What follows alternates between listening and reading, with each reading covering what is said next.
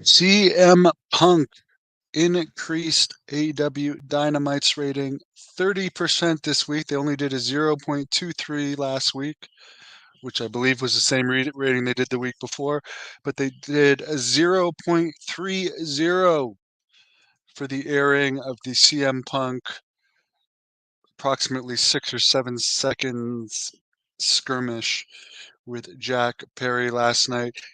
Is this going to make anyone change their feelings about CM Punk? I don't think so. It does contradict some of the stuff that Punk said because he's clearly the aggressor in the fight, and Smojo breaks it up and everything. But I don't think anyone really cares if he was the aggressor or not. His fans are still going to like him. It might make some AEW fans tune into WWE programming to see if he responds to that, but I don't think they are going to talk about their competition on their show.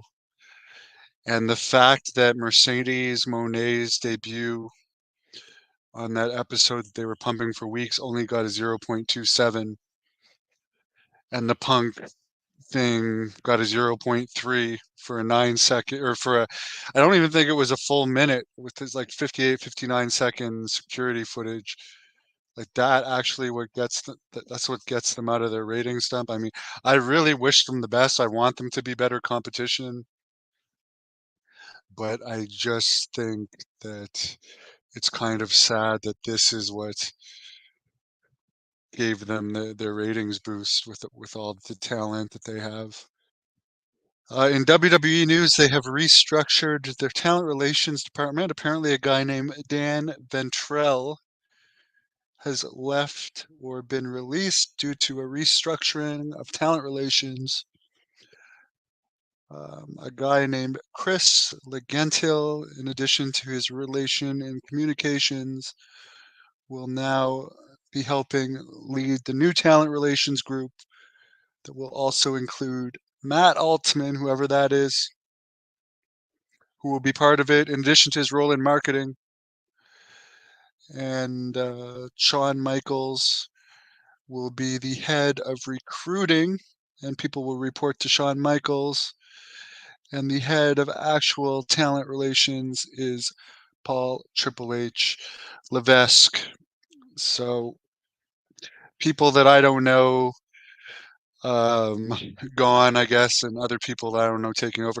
It seems that TKO likes saving money, so they're giving the position of this guy that's leaving, Dan, to a guy that's going to take it over in addition to his communication role. So they'll save some money,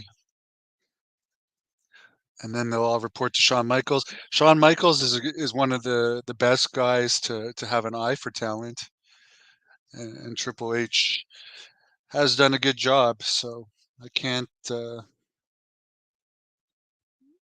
say that having Shawn Michaels and Triple H at the heads of talent relations is a bad thing. AEW is about is about to be done. I don't think so. Tony Khan and CM Punk said this will go as long as he wants to keep going. To my knowledge, it hasn't made any money yet, but billionaires need tax write-offs, and Tony Khan really, as I said, I was at the AEW Collision in Ottawa where Tony Khan got the biggest pop of the night. So I can understand when he gets like rushes of adrenaline when he's introduced to the crowd at the start of every taping, why he would never like want to give that up. And his dad has very deep pockets. Do I think that if they keep advertising people that aren't actually showing up or appearing at the events, if that will help attendance keep? I know they have had attendance issues. I believe the All In Wembley Stadium has about 40,000 pre-sold now. But like a lot of their other shows are struggling with attendance. And as I already reported, for their Canadian events, they were advertising people on the posters, like Chris Jericho in the middle of most of the Canadian event posters. And to my knowledge, he was only on the Toronto show.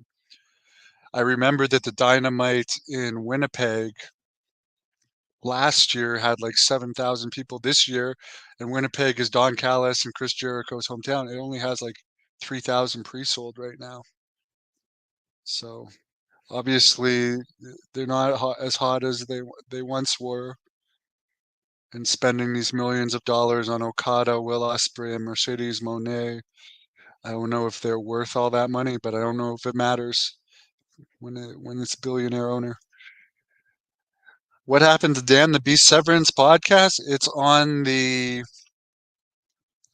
Unleashed TV channel, which I have a collaboration agreement with, and I wish them the best. You'll see some clips from his podcasts on this channel, and the full show is on the Unleashed TV Dan Severn podcast channel. If you mean the one with Don Fry, they're still doing it, but that's a different type of podcast. That's more, it's toxic masculinity. And the only toxic masculinity clips that I put on this channel were ones that I filmed myself when I was there at Don Fry's house the day that,